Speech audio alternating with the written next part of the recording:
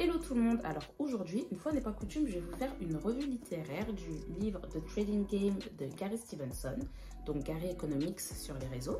Je l'ai acheté il y a quelques temps, je l'ai lu vraiment rapidement, ça se lit hyper vite. Et donc je vais vous faire un petit résumé et vous donner mon avis, voilà, qui vaut ce qu'il vaut.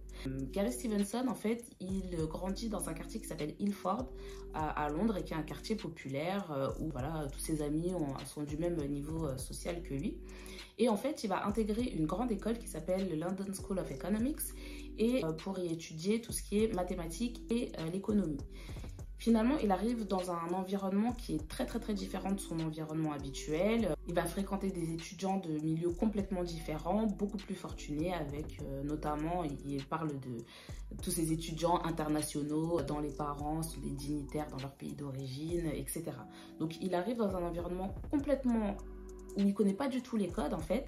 Et une des premières choses qui va lui arriver, en tout cas une des premières anecdotes dont il nous parle dans le livre, c'est qu'il va participer à un concours de mathématiques qui s'appelle The Trading Game. Et en fait, dans ce jeu, c'est en fait il y aura de la vente et de l'achat, donc un peu en fait ce qui se passe dans le trading. Et donc c'est là que commence son parcours finalement vers la finance et vers le monde du trading, notamment ce qui l'a amené à devenir l'un des plus gros traders de Citigroup, qui est une grosse banque internationale. Je vais vous dire un peu ce que j'ai aimé, ce que j'ai moins aimé. Donc la première chose qui m'a un peu choquée dans le livre, c'est qu'on a l'impression qu'il y a deux personnes qui ont écrit le livre, parce qu'il y a des moments qui sont très longs, très contemplatifs, où ça va décrire des paysages, décrire des personnes, etc.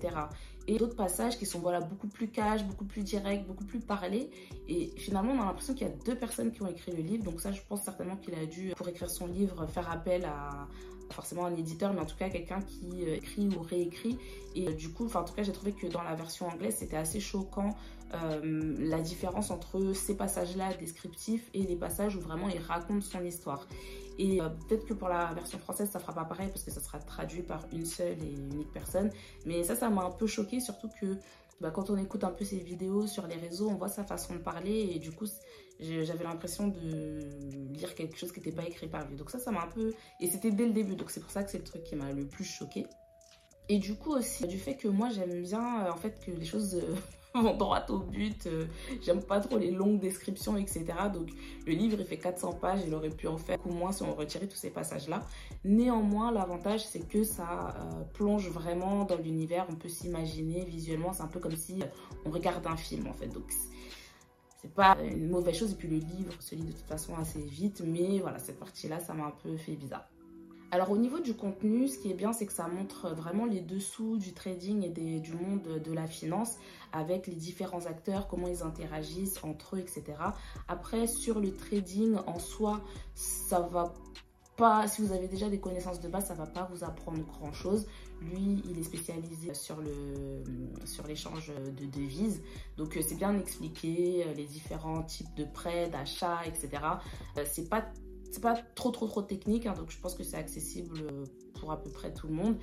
Mais du coup, pour les personnes qui connaissent un peu, ça laisse un peu sur sa faim en se disant j'aurais bien aimé découvrir peut-être d'autres choses. Mais voilà, c'est accessible, donc ce qui est bien, comme ça tout le monde peut finalement suivre l'histoire.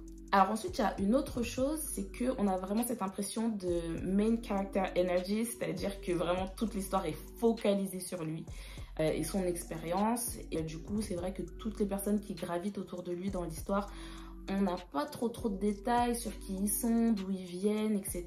Et ce qui fait que c'est vraiment un peu, je vais pas dire que c'est égocentrique, mais voilà. Après, on voit en fait que par rapport à son caractère, finalement, c'est normal que le livre il soit un peu écrit comme ça. Mais bon, je vais pas tout vous raconter, sinon ça sert à rien. Et pour finir, ce que j'ai vraiment aimé dans le livre, finalement, c'est son parcours, parce que le livre, c'est pas tellement à propos du trading, c'est plus à propos de son parcours et de l'univers de la finance. C'est un parcours qui est vraiment exceptionnel et justement, il est très lucide sur son parcours et le fait qu'il a eu un parcours qui, en fait, qu'il n'était pas censé avoir. La société, normalement, ne le menait pas vers ce parcours-là.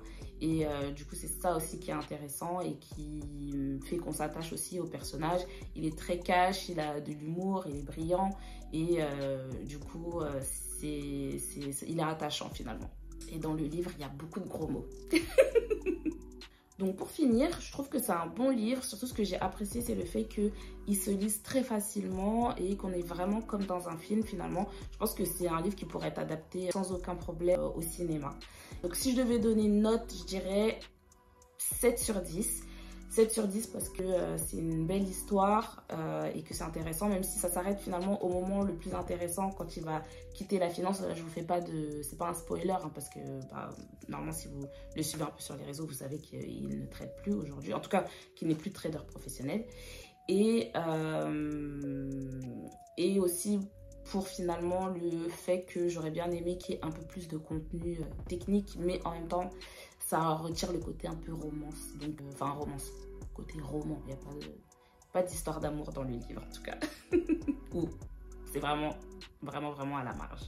Donc, pour finir, comme j'ai pas trouvé les éléments, on va dire, plus économiques et techniques, etc., que je cherchais. Je cherchais rien dans le livre hein, quand je l'ai pris. Mais du coup, j'en ai un autre qui s'appelle 23 Things They Don't Tell You About Capitalism. Donc c'est les 23 choses qu'ils ne vous disent pas à propos du capitalisme. Et peut-être qu'il y aura plus d'éléments dans celui-là. Mais j'ai commencé à le lire et il a été écrit en 2010. Donc du coup, j'ai un peu peur qu'il soit un petit peu daté. Mais bon, ça va rester intéressant. Voilà, donc vous me direz si vous voulez aussi la revue de ce livre. Bye!